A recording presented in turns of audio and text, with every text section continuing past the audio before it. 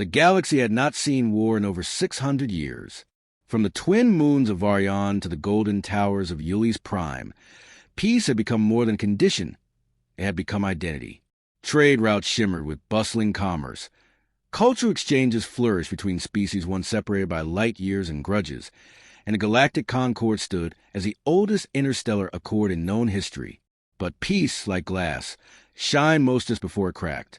It began with a whisper from the edge of the void.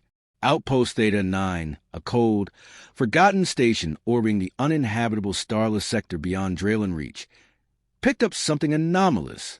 At first, it was dismissed. Another derelict probe or echo from a collapsing quasar. Technician Alrex Vel, a Yasari with 4 eyes and a nervous stutter, ran diagnostics twice before summoning his superior. The object was moving, not drifting, not tumbling, moving with intent. It followed no known propulsion signature. Worse, it wasn't in any registry. By the time the report reached the Galactic Concord Council, 2 more stations had confirmed visual contact. The object, massive and triangular, moved with silent arrogance. Its surface was blackened in places, as if it passed through stars and battles long forgotten. It bore no emblem, no transponder, no language markings. Yet something about its shape stirred unease. Symmetry too deliberate, edges too precise. Counselor Elen Rai, a telepathic diplomat from the Tharn Ascendancy, leaned forward during the emergency briefing. Is it a relic? Perhaps from the silent epic? No one could answer. Across the chamber, Commander Relek Mar, representing the Dervani Armada, narrowed his pale eyes. Relic or not, it's approaching our border worlds. Send a fleet. If it ignores hails, we intercept. And so the first fleet was dispatched. Among them was Captain Elen Rai, a human, one of only a few scattered remnants of Earth's diaspora. She stood aboard the Osprey, a sleek Concord cruiser built for diplomacy more than war. Her presence was ceremonial, many believed, an olive branch from a nearly extinct species. Yet she watched the strange vessel on the holoscreen with quiet dread. "It's human," she whispered, almost involuntarily. Her first officer, a chitin armor brockery named Shun, turned. "You recognize it?" "No," she said, shaking her head. "But I feel it, like it knows me, like I should know it." Hours later, the fleet reached intercept range. The alien, no, the human, ship did not slow. It emitted no signal. Its hull gleamed with the dull glow of systems far beyond Concord comprehension. Scans returned corrupted or empty. Attempt to ping it with translation algorithms failed. The tension on the bridge of the Osprey thickened. "It's as if it doesn't see us," said a technician. Captain Rai disagreed. "No, it sees us. It's watching." Then came the pulse. Not a weapon, yet just a flare of energy, like sonar across dimensions. Every ship in the fleet felt it. Some reported temporary systems failure. Others heard voices, echoes of languages not spoken in centuries. Rai clutched the edge of her console, her mind swimming with fragmented memories not her own. A golden city burning, a metal sky raining fire, a single name whispered like a prayer. Arcanes. The pulse ceased. The fleet readjusted. Before any orders were issued, the massive ship altered course, heading toward the inner systems of the Concord. "That's a warpath," Mar muttered, jaw tightening. "We have to act." Council approval came slower than expected. Debate sparked across thousands of channels. Was this a provocation or a misunderstood signal? Was the ship even manned? Captain Rai was one of the few voices urging caution. "If this ship is from Earth, from a time before the collapse, then we don't understand its purpose or its power." "Exactly," Mar had replied, "and that is why we stop it now." 3 days after first contact, the Second Fleet was launched, heavily armed, battle-tested, and under direct command of the Concord's finest generals. Their orders were clear: intercept and disable. On the eve of battle, Captain Rai stood alone in her quarters, staring at the distant speck on her monitor that was slowly becoming a behemoth. She thought of old stories from her grandfather, tales of Earth's final days, of projects launched into the void, not to escape, but to survive. Ships not meant to find others, but to outlast them. She wondered if one had finally returned. The day of engagement came with no fanfare, no last-chance transmission. The fleet arranged itself in a classic V pattern. The command ship sent a final hail. No response. Then light, a beam impossibly wide, impossibly bright, lands from the heart of the intruder. The lead cruiser evaporated, not exploded, vanished, like vapor in a storm. Shields flared across the formation. Panic erupted. Return fire began, filling the void with plasma and ion storms. None made contact. The ship advanced, undeterred. On the Osprey, Captain Rai gave no orders to fire. She watched as chaos unfolded. Her gaze locked on the intruder. Something stirred in her again, not fear, but recognition, as if buried deep in human memory, beyond DNA, was a warning. This ship was not sent to explore. It was sent to protect. From what no one yet knew, the battle ended in silence. The fleet was shattered. The human ship passed through the wreckage like a ghost, uninterested in the debris it had created. Its course remained unchanged, toward the galactic core. The Concord, shaken and wounded, convened again. This time, there were no objections to war. The council chambers were filled with somber resolve. The ship was not a relic. It was a declaration, and someone, somewhere, had sent it. The wreckage of the First Fleet drifted, like scorched leaves across the stars. Among the ruins, shattered hulls, and vaporized crews, the monstrous human ship pressed forward, cold and untouched. In its wake, the galaxy gasped. The galactic Concord could no longer deny the truth. This was not a misunderstanding. It was war.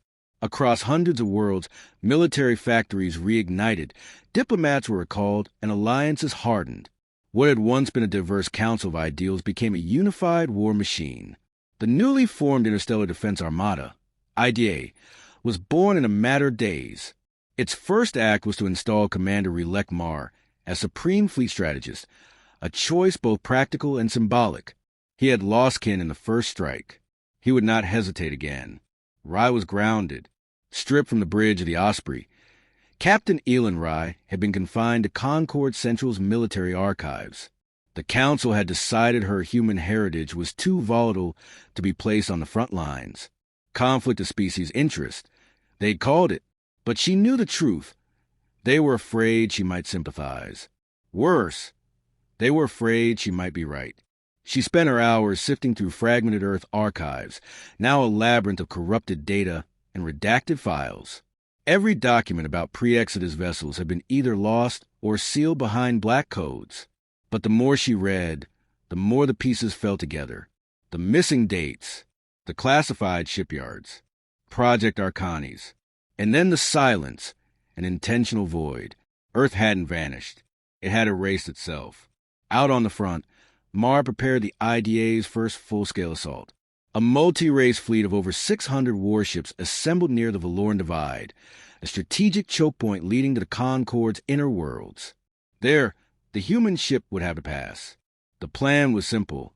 Overwhelm it. Swarm it with numbers. Bury it under fire. Rai, watching from a secure war room monitor, knew it was a mistake. The second battle began with coordinated precision. Fighters dove in pairs. Stealth drones attempted to jam its scanners. Capital ships circled like predators. And for a moment, the human ship paused. Hope bloomed. Then it answered. A web of crimson light unfurled from its underbelly. Beams sliced through multiple vessels simultaneously, turning armor into vapor and AI into static. Ion fields shorted entire squadrons. Massive carriers buckled and folded inward, collapsing in on themselves as if pulled by invisible fingers. Mars command ship, the Veilstrom, unleashed its entire arsenal. Missiles, antimatter torpedoes, neutron cannons. For 6 seconds, the stars were drowned in fire. But when the glow faded, the ship still stood. Not untouched, but undeterred. Scans showed minor surface scorching. Nothing vital. Mars slammed a gauntlet fist onto the console. All units, retreat and regroup. Pull back to fallback line Zeta. They were losing. Again. Back at Concord Central, the mood turned grave. Thousands dead.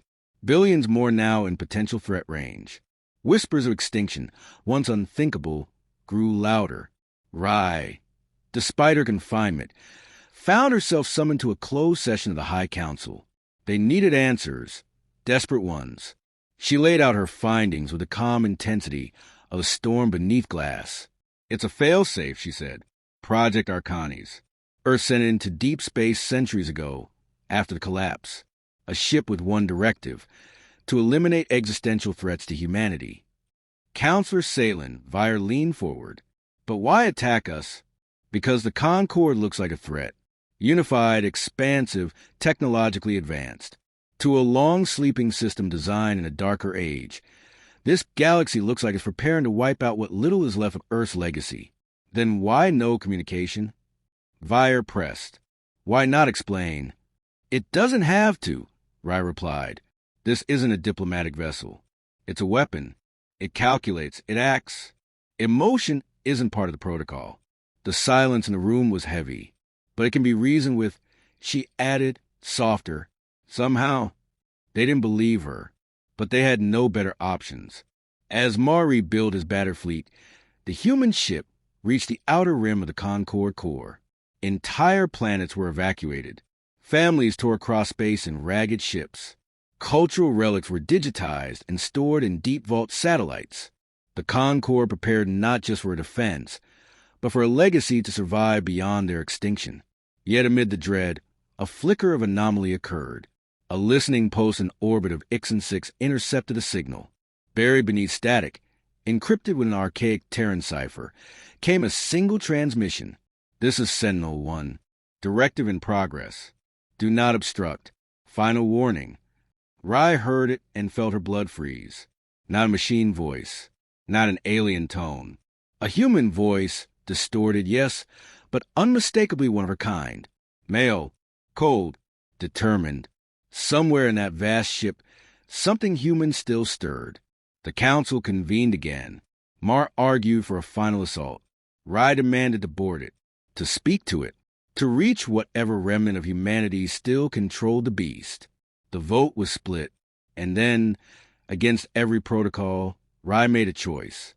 She would not wait for approval. She would take a stealth pod, intercept the ship, and face whatever was inside. Because if there was any hope of stopping the war, it wouldn't come from fleets. It would come from her, and the ghost of Earth that had returned to haunt them all. The stealth pod drifted in silence, cloaked against every spectrum of detection known to the Concord. Elen Rai sat strapped within its narrow cockpit, her breath shallow as the stars wheeled past.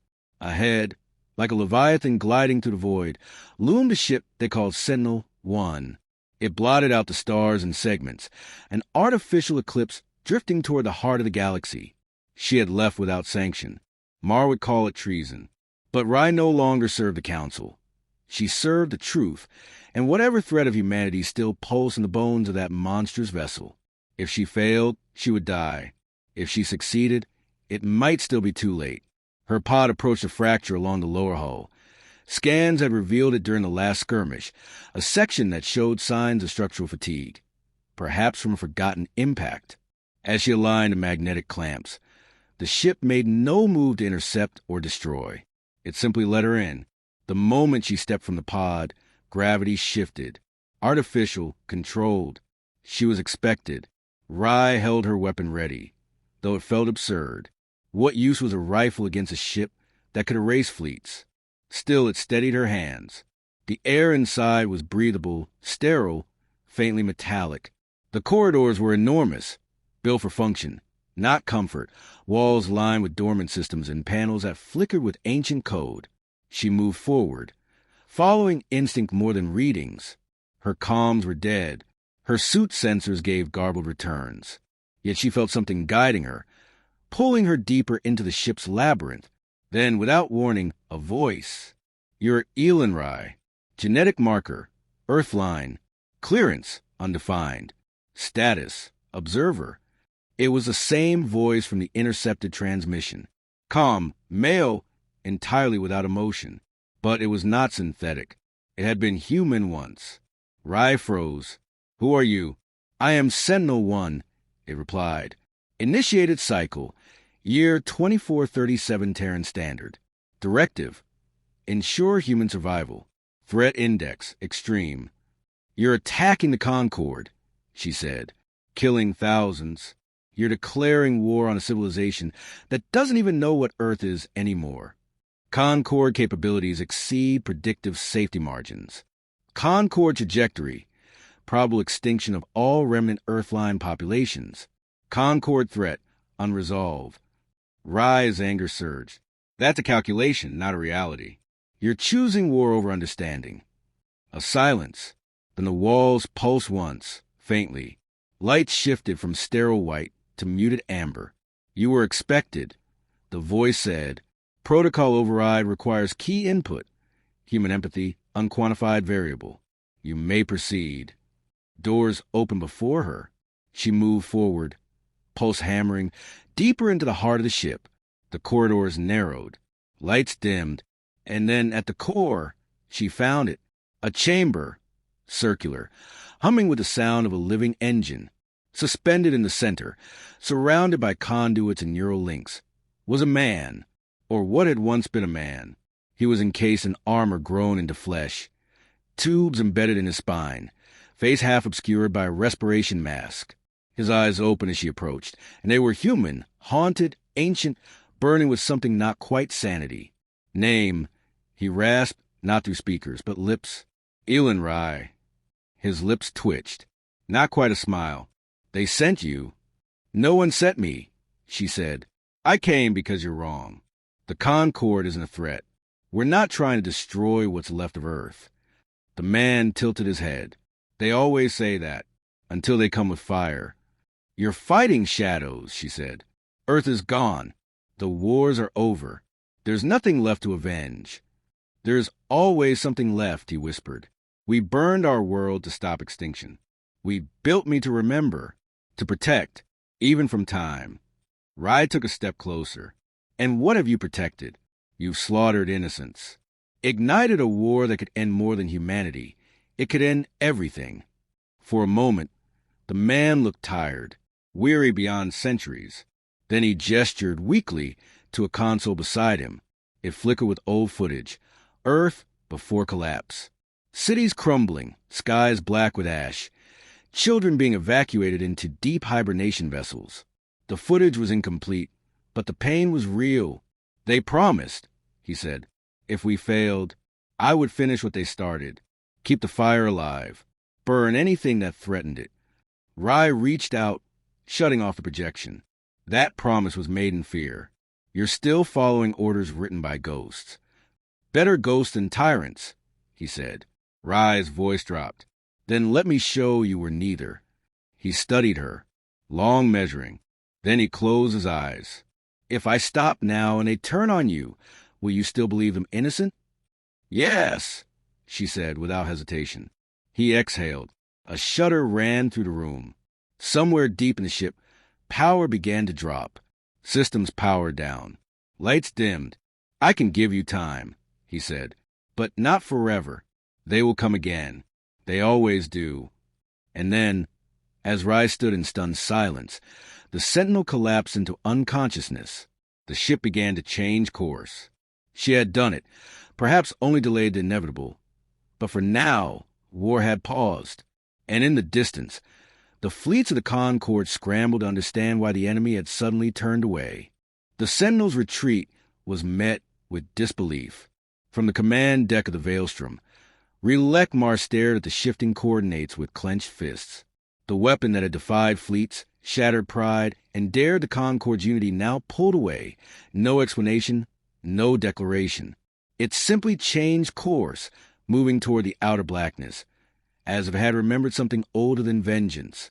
Mar's first instinct was pursuit. Strike while the thing bled, if it bled at all. But something in the silence stayed his hand. It was not surrender. It was restraint, calculated, intentional, and that terrified him more than all its weapons combined. Inside Concord Central, the mood was no less tense. Elen Rai's unauthorized mission had ignited fury and fascination in equal measure. When she was recovered by a courier vessel days later, she returned not in chains, but as a puzzle no one could afford to discard. The council demanded answers. She gave them what she could, what she dared. He was once human, she told them. Maybe still is, buried beneath the machine. His orders were clear. Protect humanity, no matter the cost. But now he's questioning what that protection means.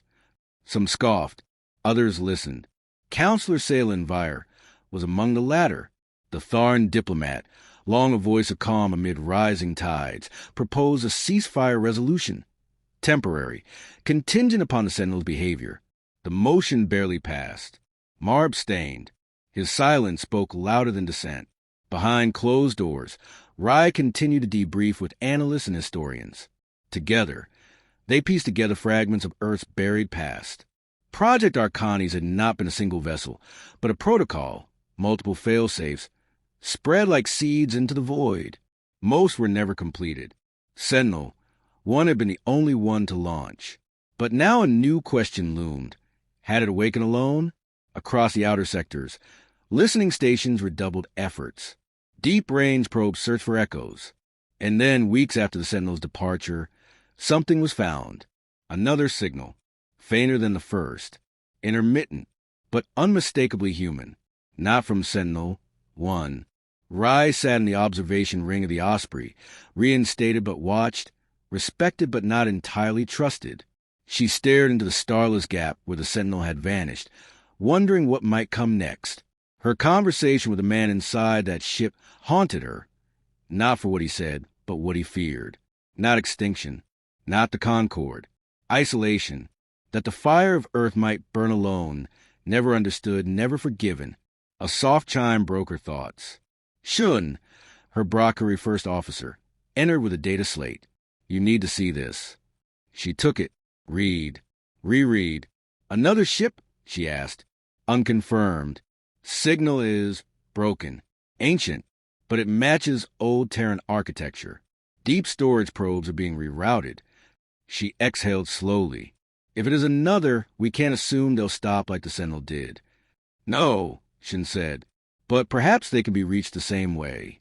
She stood, her voice quiet but firm. Then we'd better reach them first. Beyond the rim, among the black stars and dead systems, something stirred again. Not war. Not yet. But memory. And with it, the question no council or fleet could silence. What did humanity leave behind in the dark, and what would it become when it finally returned?